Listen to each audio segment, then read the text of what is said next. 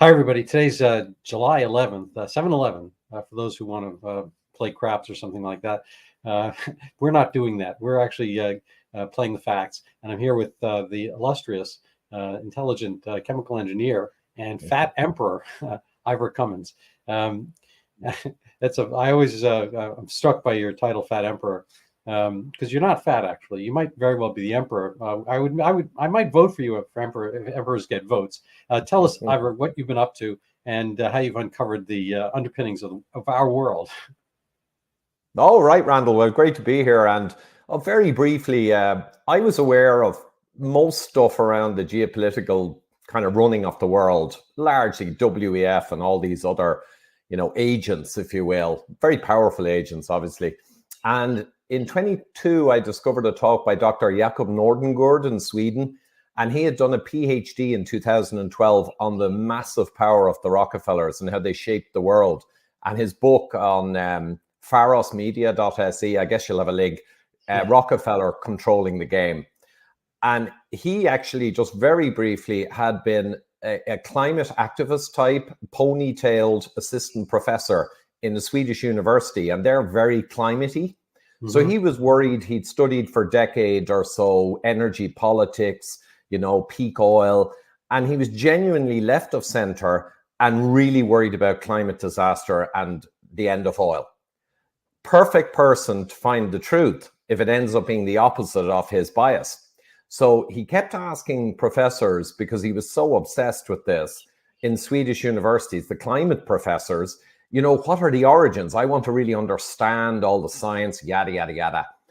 And what he found is none of them could tell him anything before 1990 approx, the founding of the UN IPCC.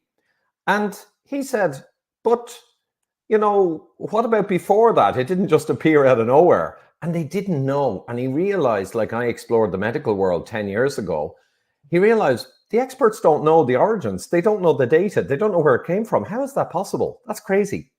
So like me and the medical stuff 10 years ago, he began to dig. And exactly like me, 2 or 3 weeks later of obsessive study, and he followed the path. And it went back to the 50s and the Rockefeller Brothers Fund. So that's where climate science comes from. The richest men in the world, the most powerful men in the world, created climate science in the 1950s. So his story explaining the 50s right up to the WEF in 2020 and COVID, when I got that, it filled in all the blanks. And yes, it's important, Randall, to note, people often say to me, but behind Rockefellers, powerful as they are, there are bigger forces like massive banking families. Fine, there's all of that. However, for lay people, we need to let know how the world is run. They only need to start with Rockefeller in the 50s through to today, WEF, Club of Rome, Trilateral Commission, etc., etc. That's plenty. They don't need to really know, not to be arrogant, not presupposing, they don't really need to know about the Rothschilds, the Wagners, the people who gamed World War I and World War II. It gets a bit too big and not documented fully. So we always need to go with what's fully documented, like Nordengård's PhD on the Rockefellers, massively referenced, and Rockefeller lawyers tried to stop his PhD being defended back 10 years ago, and they failed, of course. I have Jakob Nordengård's book on order, and I was reading recently the thing I just posted, Elizabeth Nixon's Substack. She covers this, and I think it's not an uncommon phenomenon for those who have wealth, or perhaps secondarily those who inherit wealth, to have this kind of guilt over it. I mean, I think it's a very deep aspect of our souls. If you work at something and you earn it, I think you can be pretty brash about it. Let's see. Example, Donald Trump. I mean, obviously his dad had some money. And he gave Donald $1 million, but Donald turned that and parlayed it into something bigger and bigger. I don't think he feels any real guilt or compunction or sadness over making it. I think that people who get stuff who don't really there's some kind of illicit aspect to it. They want to I think they want to do penance in some way. And those who inherit wealth, I think, are doing double duty in this regard. In this case, is John D. Rockefeller's son, Lawrence, I think, who's the kind of central figure in the Rockefeller Foundation part. I mean, obviously there was Nelson and David. John Rockefeller II or whatever. And which one? Well, David Rockefeller of the Rockefeller Yeah, brothers, pretty big wheel, chased Manhattan Bank, ran the Trilateral Commission, or was it the Council for Foreign Relations from 80s up to the 90s, key period. David's pretty big wheel, but Nelson, vice president, big wheel. Lawrence, he looked after the whole climate nonsense for them. He got all into that nonsense. Apparently, and I was interested in this. Lawrence coined the term New Age. Oh, gotta say this. You know who coined the term New World Order? And you'll get demonetized on YouTube now, and warning is put to New World Order as a conspiracy theory, right? You know who brought, as far as I'm aware, who made that up? Rockefeller Brothers Fund in the 1950s. They said, it is our duty to create a new world order in all its dimensions, financial, spiritual, governmental. They even claimed spiritual, a new world order they wanted. Yeah, no, it's funny how words come out one way and then they get flipped around on their heads. So that was a good phrase. So that's what they wanted. And then when it turns out that there's some connotations, then it turns like they disavow it. And the opposite is the case with I don't know if you're familiar with the American Ivy League. That's seen as a kind of the opposite formulation. It's seen as a badge of honor, but it was actually started as an insult. The Ivy League was there to point out that they're in these ivory, no pun on your name, ivory towers, covered with ivy leagues. Everything's starting with Ivor today, and they were so divorced from reality. They were in this Ivy League of primped up specialness and so forth. But over time, people forgot that, and it became a term of endearment and a term badge of honor. And so, in the opposite sense, New World Order, that was their own term of art, I guess. Just one clarification and a disclosure. I'll have to say it, Randall. I know you talk about people and whether they feel guilty and they want to save the world. My opinion and the opinion of the majority, I think, who understand this history. Now, Dr. Nordengard did call me up on one thing I said. I said the word evil. And he said, we need to keep in mind that those guys believe what they're doing. They believe that they are the leaders of the planet. Okay. So they think that what they're doing is almost like God's work. However, my position, John Dee's father was a rapist and a literal snake oil salesman who got away with the rape of a household member. That's on the record, a servant. John Dee himself, I would say, is a dyed-in-the-wool sociopath, and all of his actions reflect that. And those five brothers were brought up as indoctrinated sociopaths, essentially, with a God complex. So I think all of this comes from the very worst of human nature. However, these five brothers, maybe some of them have convinced themselves that what they were trying to do was good.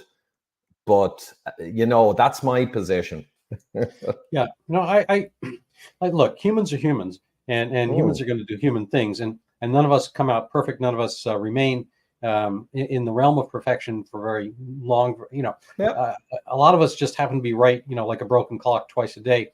And so I'm not going to put myself above that. I think that, all these, I've had on Daniel Jupp, who has a book, The Gates of Hell, which could easily be reversed and titled The Hell of Gates.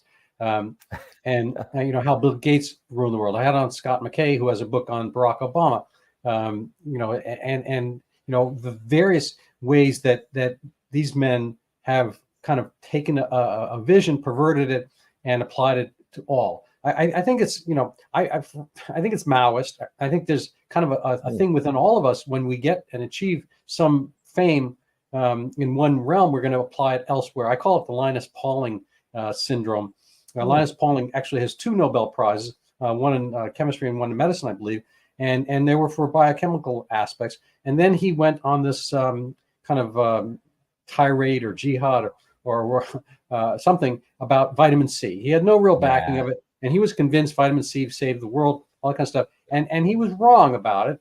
But that didn't stop him. And he had the podium and the power and the prestige from the Nobel and so forth to do that. And it's not saying he's not a bright guy. But the thing is, when people get outside their lane, in a sense, they get this God complex, as you put it, and they go for it. And no pun intended, God bless them, because they are doing what they think is right. And there might be some germ of it. I mean, Elon Musk is doing the same thing, and I think we can agree that he's doing it in a better way. He's doing it in consideration of kind of the small people, the small voices. So it comes down to not the fact that they're doing it. I mean, I wish I had a few extra billion hanging around. I'd share some with you and some other friends and whatnot. And I think we have a vision. The question is not so much that you shouldn't take your wealth and do something with it, because what else are you going to do with it? I mean, how many power boats can you have? And the question is, then you apply your vision. And I think the real point is how these visions always become, I guess, perverted or perverse, perhaps in the origin. And some of it, filters out in some of the things that we are seeing pushed by major groups such as WEF and whatnot, and towards transgendering, transhumans, transitioning, so forth. I wonder if you can maybe speak to the general, I guess, moral implications of some of this. Yeah, okay. So I think our problem is that there's lots of very wealthy people are billionaires, and a certain proportion get a God complex, like you described. Some of them, it's a pretty good God complex. Or if you say Elon, he's obsessed with free speech and he wants everything to be fair and the Constitution. And that's all great stuff. And he put 40-something billion into Twitter and literally said he was willing to lose it. That's good billionaires. There's another guy who, a TED talk he gave, Nick H, begins with H, forget now, multi-billionaire, who founded one of the Amazon type companies. And he gave a TED talk and he basically said, guys, if you want the world to improve, you're going to have to tax me. You're going to have to tax ultra billionaires, because basically we're using the money. We're not really creating jobs. We're putting the money where we get the best return. It doesn't always mean jobs. He said, I have 3 or 4 pairs of jeans. I don't have 5,000 pairs of jeans. I don't contribute back to the economy. I have a few cars. I don't have thousands of cars commensurate with my worth. He said, basically, you need to tax us. And he was very candid about it. He was a good billionaire who told the truth. What happened? His talk was taken down after a day by TED, and they said it was maybe too political. Rubbish. He was telling people the truth. So there's good billionaires. Unfortunately, I think most of them who get really wealthy get the God complex, and not in a good way, unfortunately. And I think a lot of them simply just look after their own wealth and don't rock the boat, and they're neutral. But the sociopaths climb to the top. They always have, they always will. They clamber up and up and up because they want more. When you have infinite money or close to it, there's only one thing that can feed your bug, feed the itch. It's power, money and power. When you've got all the money, you need power, these guys. So that's just an overview of how I see it. And I think it's the same from Shaka Zulu in Africa, so long ago, Roman Empire, revolutions, all of the problems of humanity are in cycles. Yeah. The rich and powerful get control. They do their God thing, and it's nasty. And eventually there's a revolution, and they're overthrown. And then everyone gets fat and soft and comfy, egalitarian. Everything's great. And then slowly the sociopaths get to the top again. And then you need another revolution, ultimately. So that's my quote. The morality... I'm not sure we need another revolution. It depends on the revolution. It depends from. It can be soft and quiet. It can just be pushing back, and they back away like I don't know, little insects into the shadows again. But right now, I think awareness is growing of what we're talking about. I think there could be a soft, slow pushback, which is great. Because if people don't slow the progress of what's going on right now, and we could talk about that, all the different strategies that these nutters, they're going to end up with enough technocracy power, and we'll end up like China, with universal ID, cameras on every corner, and it'll be very hard to push back, because cancelling will become as easy as just flicking a switch if they get central bank digital currency. That's a huge one. If they get that, the means to even push back, sadly, I don't want to be negative, it kind of ends. We enter a new age unlike any cycle before. With CBDC, you've got the ultimate light switch for any individual who is problematic. Get difficult then. So what's your, I mean, it seems to me that everything's kind of flowing towards a accumulation of memory of individuals, memory of actions, and kind of a blockchain aspect of recording. I think with enough data, even without CBDC, there is still the ability to social score people based on their actions, their non-actions. I'll give you an example. I know somebody who's a professor at a local university, and when a certain election might happen and a certain person might win an election who's not favored by the professoriate, they're weeping, and if you're not weeping, you're still standing out, even if you don't openly get overjoyed. If you don't wear a MAGA hat, for instance, but you're just not weeping, you're still standing out, and that's it happens in groups. And so absent CBDC, people are still aware of in-groups and out-groups. I mean, in Ethiopia, they had the Maoist kind of cell system under Mengistu, where every 10 people, either 10 or 100 people had to report to one, and that one, 100 of them had to report to one other. So there was kind of a pyramid scheme, like reverse Amway. Instead of making money, they had to collect souls, and this happened in East Europe, East Germany, whatnot. So if you were in an apartment house with 100 people in it, there's one person who's in charge, and he had to come up with a certain number of thought criminals every quarter, every week, or whatever it happens to be. And if he's not coming up with thought criminals, let's say everyone it was a good communist in that building. Well, if he's not coming up with them, that means he's not doing his job. He's not looking hard enough. So he has to basically sacrifice a certain number of people to the system. It has to be fed. It's kind of like your home furnace. Even when you're away, that it's keeping a certain temperature going. And so we always have this ordered system. Absent CBDC, we're having this system where people are being monitored by other people. So you basically go into that system or not. So the places where you can say things and do things are, I think, not necessarily the default position of mankind. And we have to, as far as revolutions go, we have to figure out a way to get kind of the American Revolution, which is putting, powers against each other. There's no doubt that, I don't think Americans are better people per se or at birth than other people. But, we have a system where, they have competing, sociopaths. You have the various sociopaths kind of like against each other. And the government is there to kind of like, act as I guess a WEF, kind of, or WWF, excuse me, boxing, round where they can punch each other out till they're tired and they exert themselves. So I guess, in the sphere of the fact that humans are always going to want control, people are going to want control. What are our defenses, and what are the defenses you uncovered and found out on your own during the COVID era? Right. Well, yeah. You see, the problem is the Rockefellers are up to their neck in the State Department, CIA, and their big Harvard review in the 70s. And this is part of the problem. Then I'll answer the question.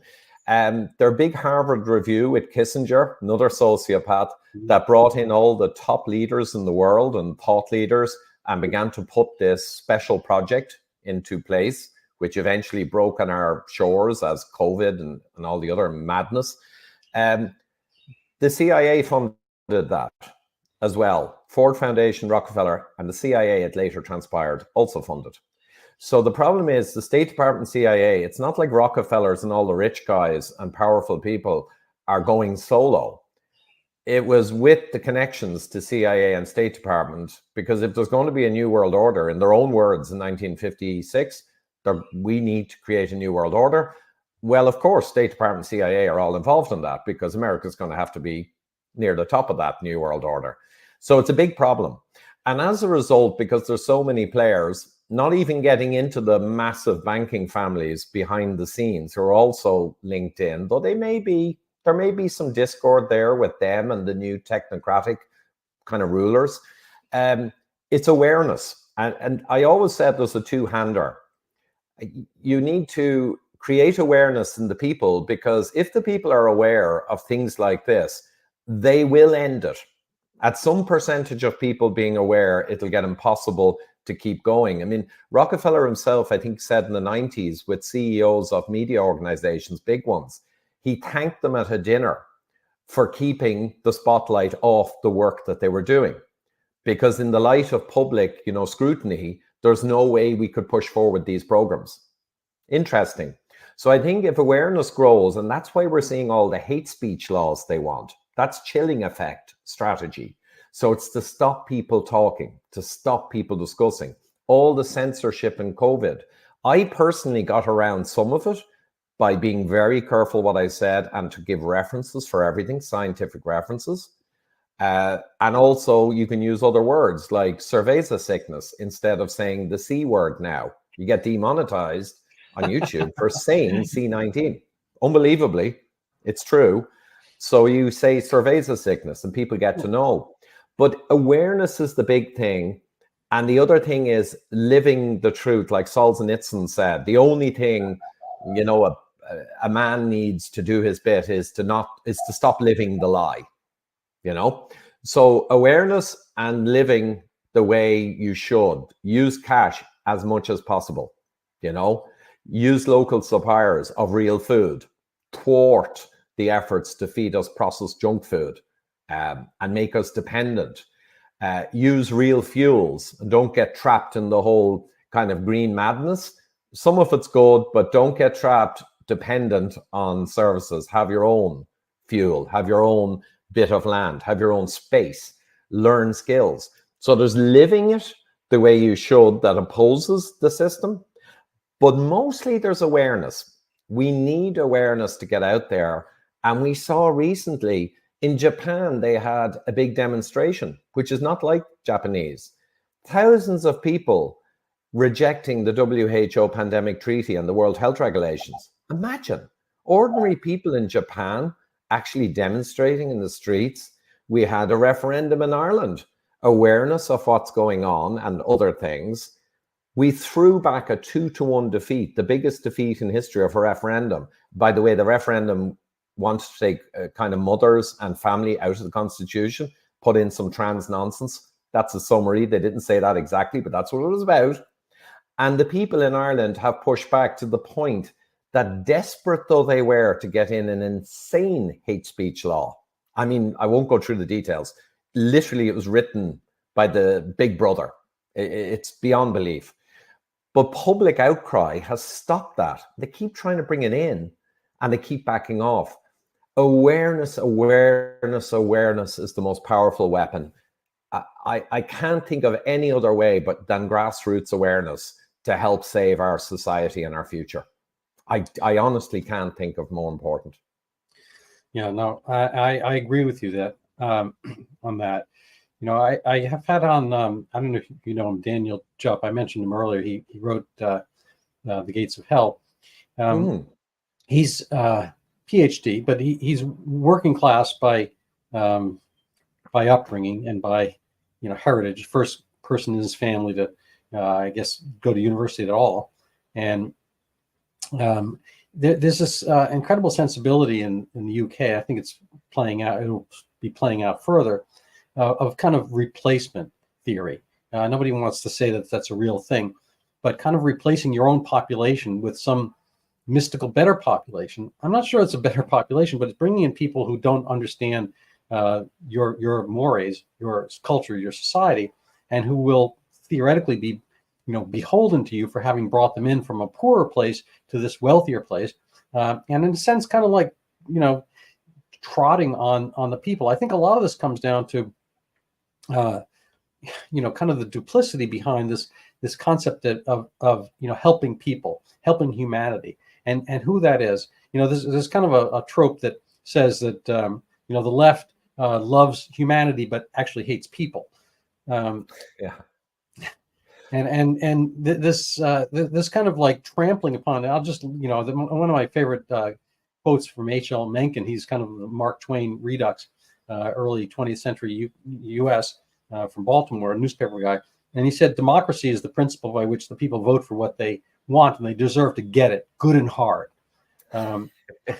Yes, I mean, that's so true. By the way, just a quick thing. I investigated this mass migration because I saw, without even getting into detail, it was clearly another strategy of the ultra globalists, just along with Cerveza sickness and the desire for CBDC, or Tony Blair in the UK 15 years ago fighting for universal digital ID, and he didn't get it. People pushed back.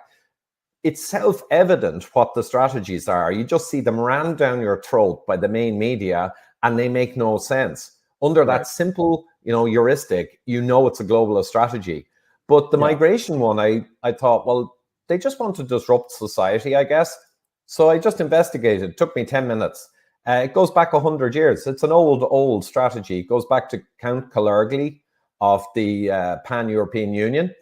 And he documented it all. I think Practical Idealism was his book in the 20s. I got a physical copy because it's so important. And he basically articulated it. He said we need to kind of essentially swamp Europe and all these very individualistic cultural nations, nationalistic, they have sovereignty. We want a global blob, right? The Pan-European Union back then, a UN New World Government now, same thing. So flood the zone with people, ideally from Africa and very different in culture and beliefs, so they won't integrate too much. And that will undermine society, undermine culture, history, memory, and society.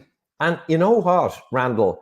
They are absolutely correct. And I do the same. It's the perfect strategy, because if you have got these red-haired Irish, with fiddles and whiskey, and they've got all this cultural memory, and you've got austere Swedes, and then you've got, the Danish have their own thing, and Germans. If you've got all this true diversity in the countries around the Western world, they are going to resist becoming a global blob. They will. They want to keep their own history and culture, obviously, and they've got nationality. What happens over time if you flood their zones with very different people who ghettoize, who don't tend to partake? You feed them masses of socialism, you give them loads of benefits, and you might get some voting from them as well because you brought them in, but that's a side dish. That's a side dish. The destruction of the sovereignty and national spirit is the primary goal of that strategy. And you know what? It works. I mean, I do it myself. It's smart.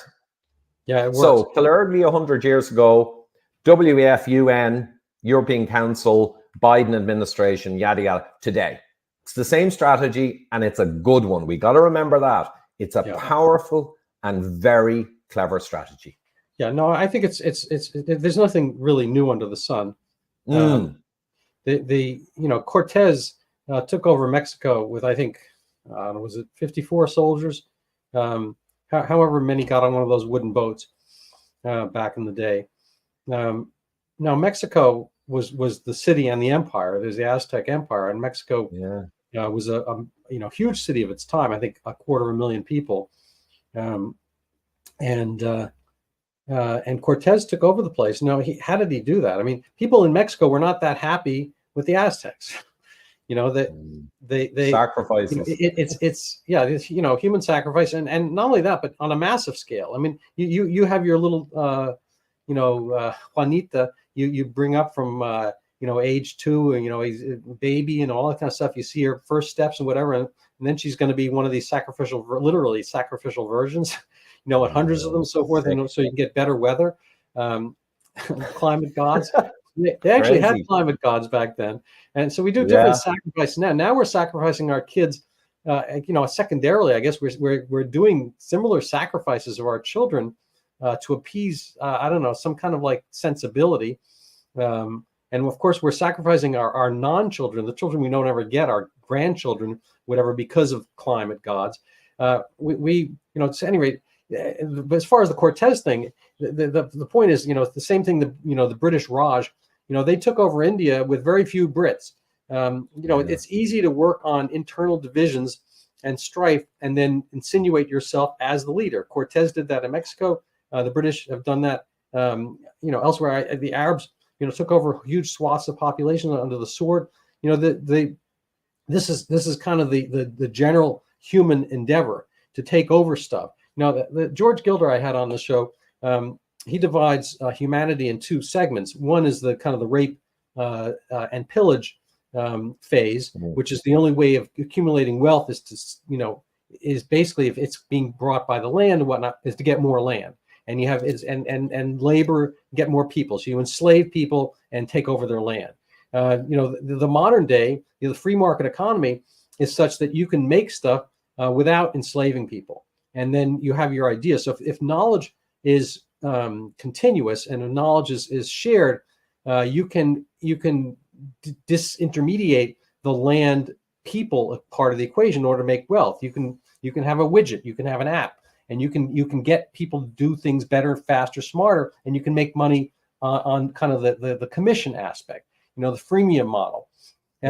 So but the thing is, people still have not quite absorbed that. I think in the world of Islam, it's still much more on, they have some of our inventions. They got smartphones and cars and whatnot, which were not invented there. But the basic economy, the basic sensibility is to take more stuff.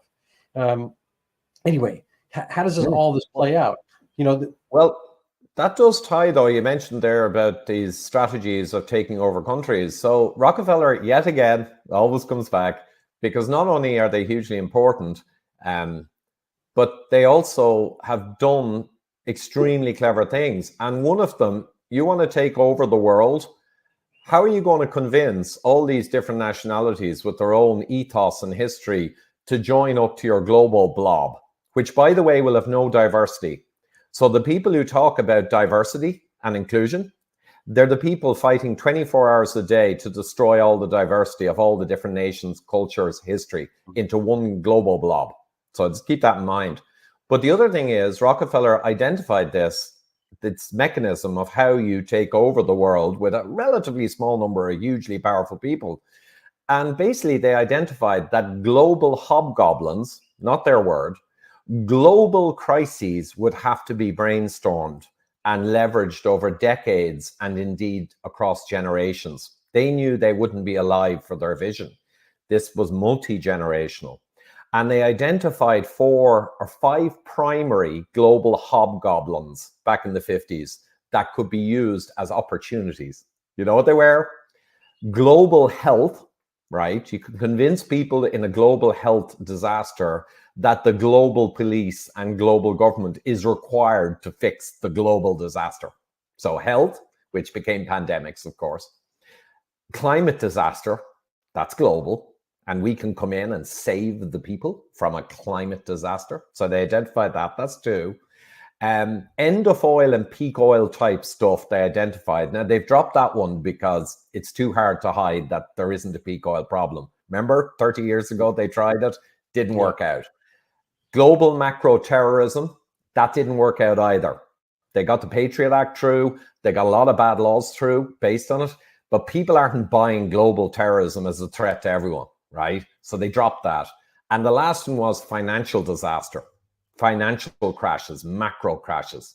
And they always leverage those, but they haven't engineered a really big one yet. So there's the 5, identified half a century ago.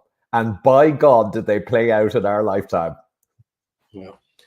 No, the funny thing is, as you were saying before, a lot of people feel as if they're doing the right thing. I mean, the Rockefellers were instrumental in creating the WHO. And the UN, their own private club, Dr. Nordengard said, originally. Now it's got bigger, but they gave the buildings in New York, 1946, they funded it, and they saw the UN as a future world government. And that's as early as the 50s. That was the plan. And we're heading there, right? A little bit of irony here because, the Rockefellers got their money through, Standard Oil. I think John D., the original, found oil in Western Pennsylvania. It's no longer, it's not really the Saudi Arabia, even of the United States. We found bigger oil patches elsewhere. And the thing I mentioned in my Gates of Hell review interview, is that the guys who made the money, if you didn't make your money through raping and pillaging, you made your money through voluntary donations of people's money to you. So oil, the discovery of oil, however people feel about oil now, they throw soup at paintings now over it, but there's almost nothing we would have today absent oil.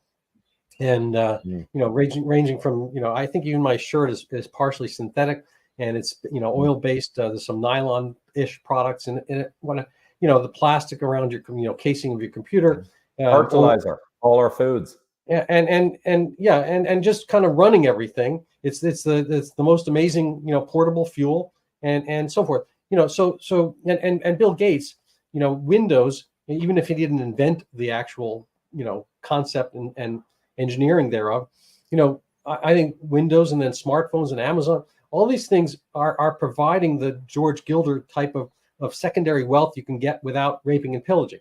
So these are huge peaceful revolutions. I think the oil revolution, the computer revolution, the kind of what I call the worldwide robot of like Amazon, getting things. I don't have something, I can have a robot get me something, but I actually have a intermediated robot by just thinking of it, looking on a phone. I find the thing and product's there tomorrow. It's an amazing thing, and you can get yourself to the airport with a robot. It's called Uber or whatever. We have this robot sensibility, and so I don't have to go plunder for anything lately. And well, it's interesting though. I just picked up there when you mentioned old Billy Boy, and I'm not sure even his name now might get you demonetized. It's got that crazy. But because we have Rockefeller as the theme, and I know we're going to get, before we finish, to some of the other interesting stuff as to the involvement of the Rockefellers with other nasty business. But I'd have to say, Bill Gates, I found out from Professor Richard Werner. Really quick background.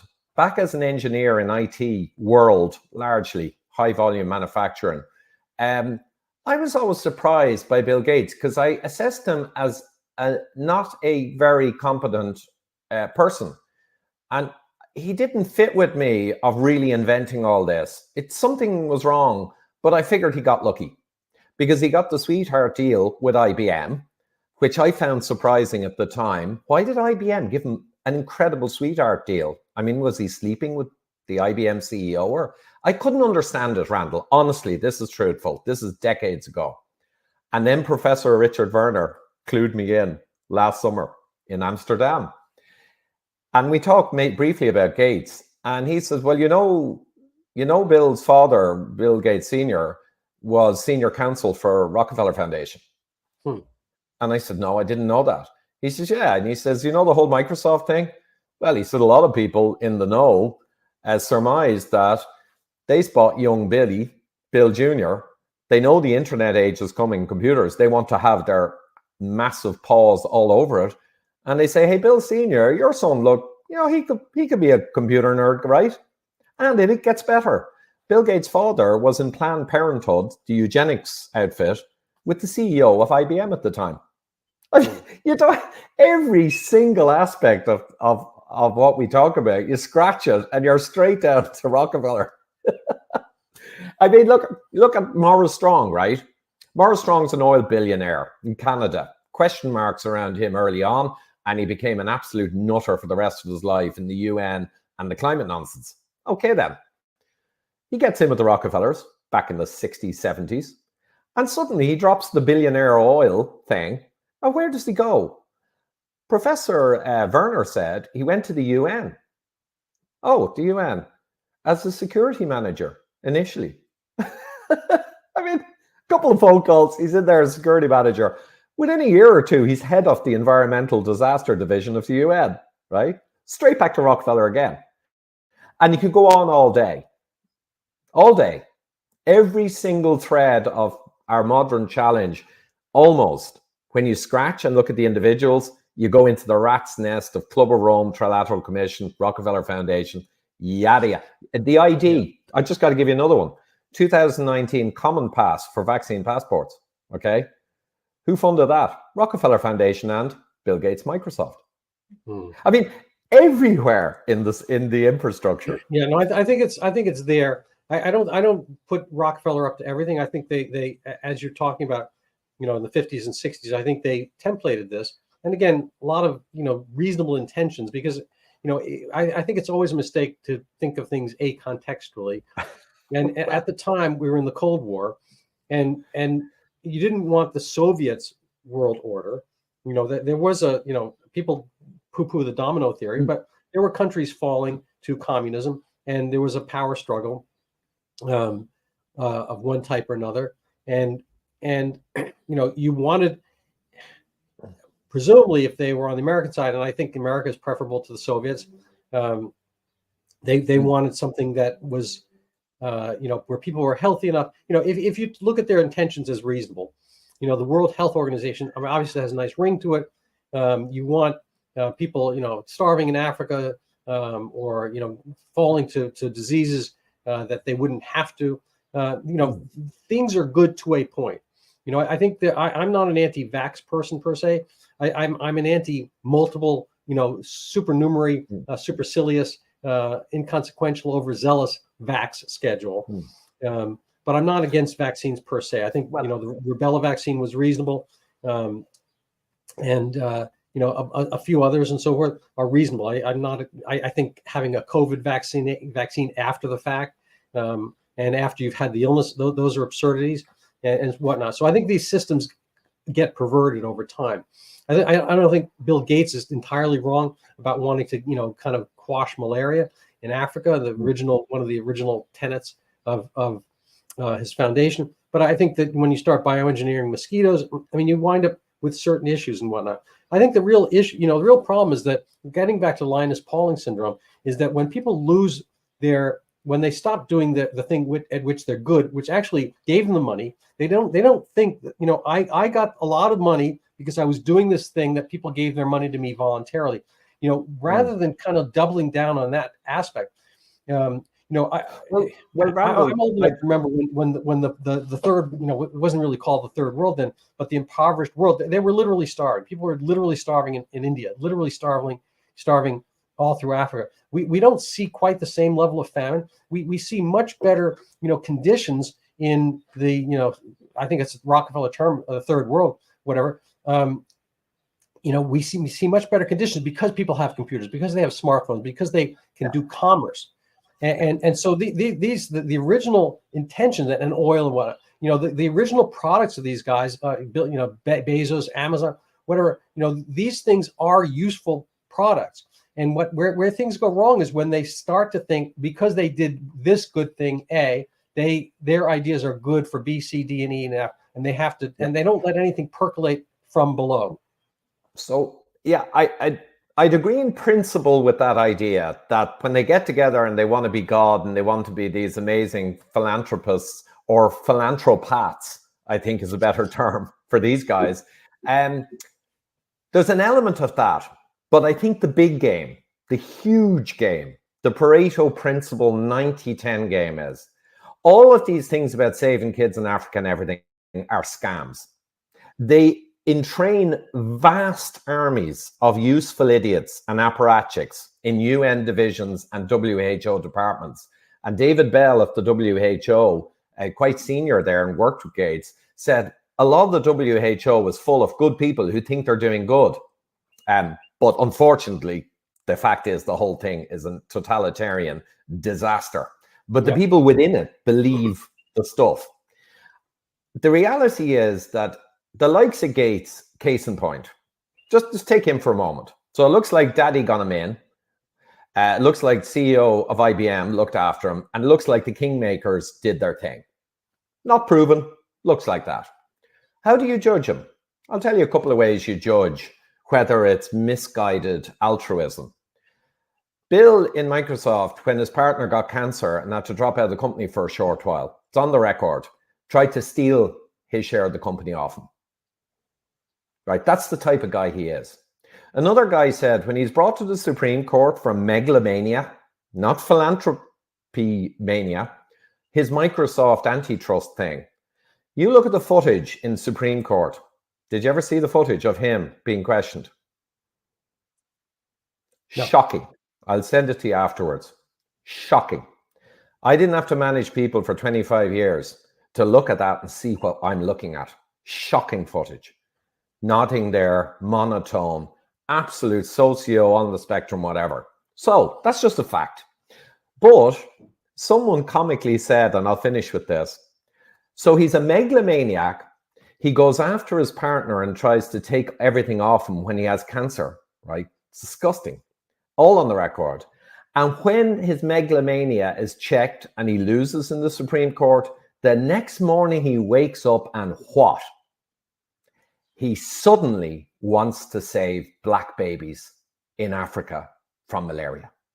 Mm-hmm. And this person said, if anyone believes a shred of that, I've got a bridge to sell them. Right. We got to face reality. No, I can understand that. Everyone's always, yeah.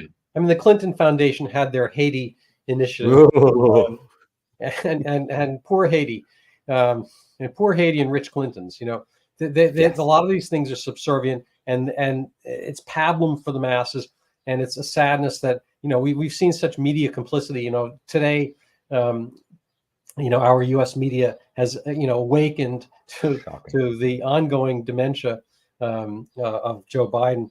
But they're only doing it in service of a secondary purpose, which is to maintain their, democratic, operatives, attention and whatnot. They're doing it in service. They're only honest by accident. A little bit like that broken clock being right twice a day. They're only being honest because that's there's an old quote. I used to think it was Ambrose Bierce's Devil's Dictionary. He's kind of a Mark Twain contemporary also. Or Mark Twain light, but there's a thing I can't find this definition anywhere. I read it when I was young, my 20s. It said a lawyer or attorney as definition: a parasite who does not yet realize he is such because no one has yet paid him to do so. Yeah, so in this case, this seems to be applicable to the press, that they are being honest, but only because that's the last resort.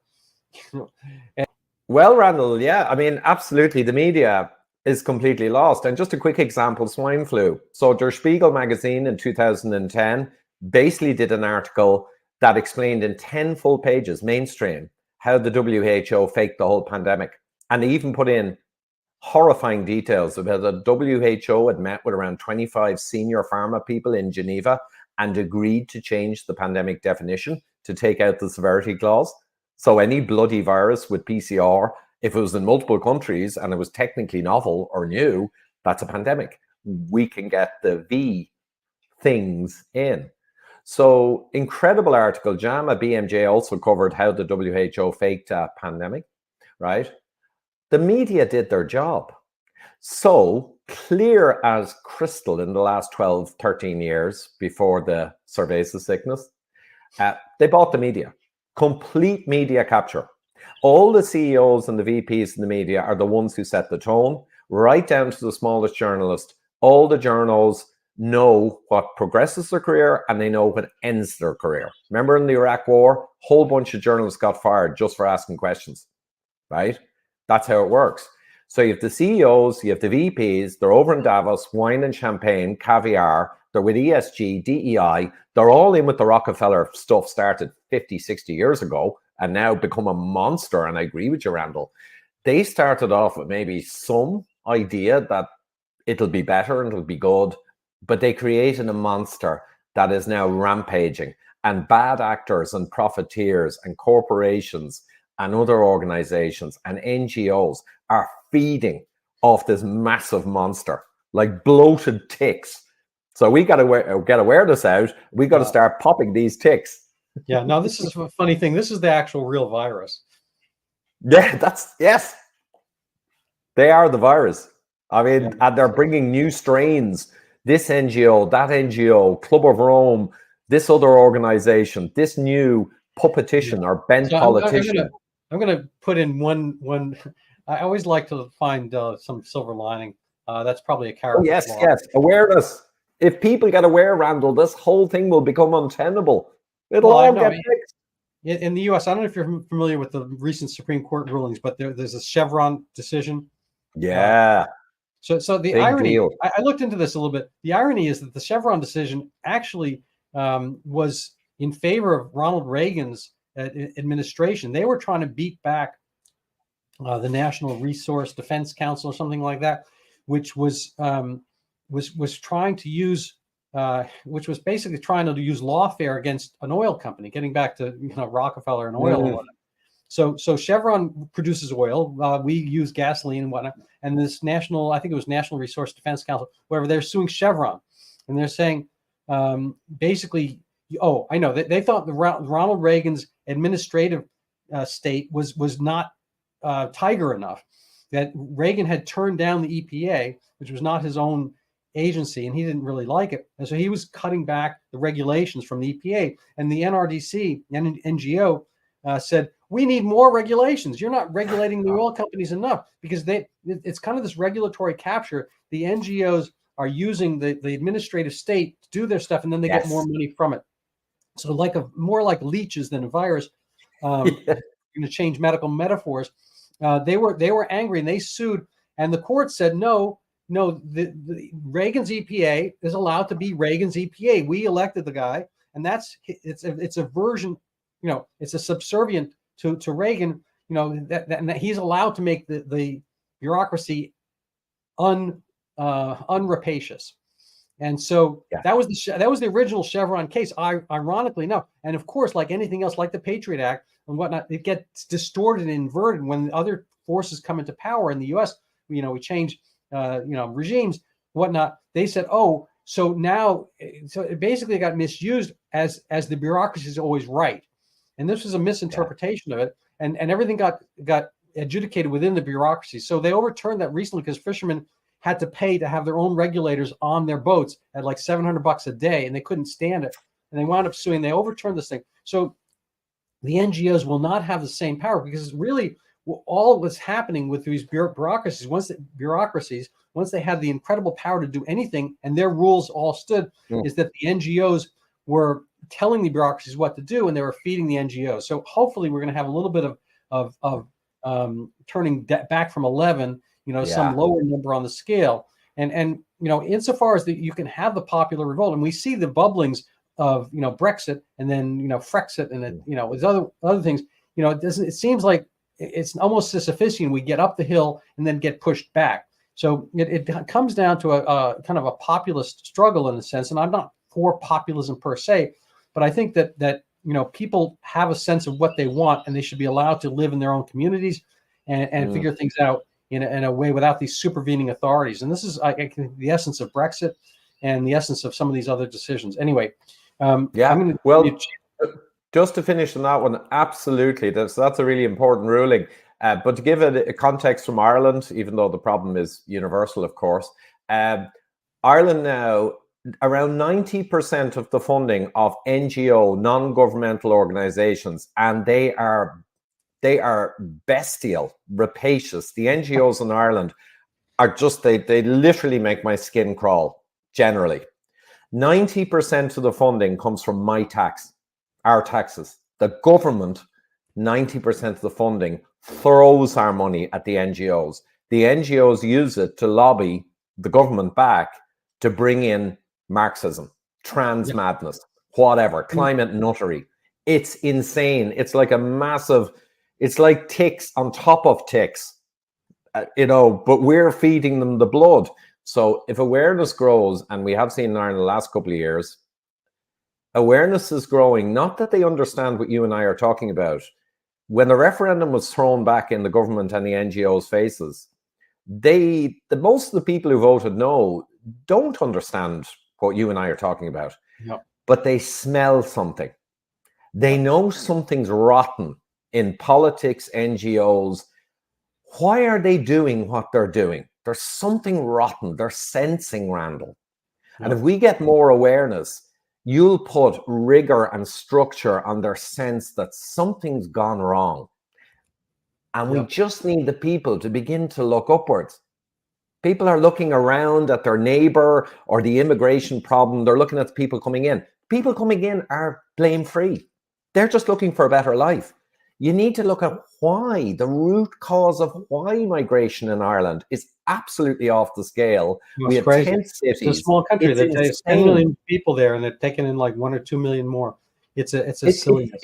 It's just nuts. But if you see something that's nuts, you know something's wrong. 78% of people in Ireland recently in a Red Sea top poll said the government needs to stop this. And the government keep doing it. So they ignore 76% of their voters. But people are beginning to realize this. They're basically doing... Look up. Why are our politicians doing things against over 3/4 of the population's wishes, and they make no sense? And the nonsense about saving Ukraine is ridiculous, because they sent out the request to flood Ireland on Twitter, our minister, in 8 or 9 different languages on the same day. Ukrainian was one language, but Georgian and African, multiple was other. So we know they're lying. So this is the thing. If people begin to not only realize that the politicians have become rotten, the media has become rotten as a 3-week-old corpse in the sun, not only that, but if people begin to look up to see where it all comes from, it doesn't come from the media. It doesn't come from our politicians. Of course it doesn't. It comes from what we're talking about. And I got to run. Sorry, Randall, but you know, you had a couple of other Rockefeller examples. I'd love you to just give one or two of those. Have to come back on. I want to show people your webpage, first of all, and they can help support you and find you. They can also find you on X, Ivor Cummins, and you have some great interviews and so forth. I'm trying to follow this one with Viva Fry you have up. Nice and guy. Before people go, as far as the Rockefellers go, this is my article in Brownstone, and it's really Brownstone, yes, the opioid crisis. People don't realize. People think it's fentanyl or OxyContin, but oddly enough, this all started with methadone maintenance, and which started at Rockefeller University, as we have here. Anyway, and if people want to support my podcast, speaking about scandemics and whatnot, I have a book, Overturning Zika, the Pandemic That Never Was. People buy this book, they'll send money to me partially, a little bit to Jeff Bezos, and if they read it, even better. That's Randall, we did a superb conversation on that book and that topic, and it was an absolute eye-opener to me, and that's on my YouTube as well if people want to dig. But there's one last thing I'll finish with. Just one other Rockefeller. Before the interview started, I mentioned this, and you said, well, hold it for the interview. So someone gave a presentation in Zurich last week on the Great Taking, David Rogers Webb, and all this crazy stuff over 60 years, that legal structures all over America and every state in Europe now, you don't really own your own securities, like bank balances, shares. Technically, legally, you don't. They'll all go to JP Morgan. But that's the person giving the talk on the Great Taking focused on, back in the 60s or maybe 70s, this CIA operative, longtime CIA operative with no background in banking or finance, was made head of a new big division and spent 22 years bringing in these laws to take the ownership of securities away from the people, right? That person, Densger, I think, or something, I was able to put up my hand at the end and say, who put him in there? And the people didn't know. Nelson Rockefeller appointed him as the head of all this financial new organization in New York. So even this guy, the whole Great Taking story, that's separate to the Rockefeller story completely. I spotted Nelson put the main guy in, and he was CIA, and then he got through all the laws state by state, because they could not go to federal, because then there'd be scrutiny, right? Light of scrutiny. So they went state by state over a decade or two to slowly change the Universal Commercial Code. And the CIA guy did it, and Nelson Rockefeller put him in there. All right. Well, lovely, Ivor. Thank you so much. I appreciate you being on, and I'll have this up soon. Thank you. Thank you, Randall.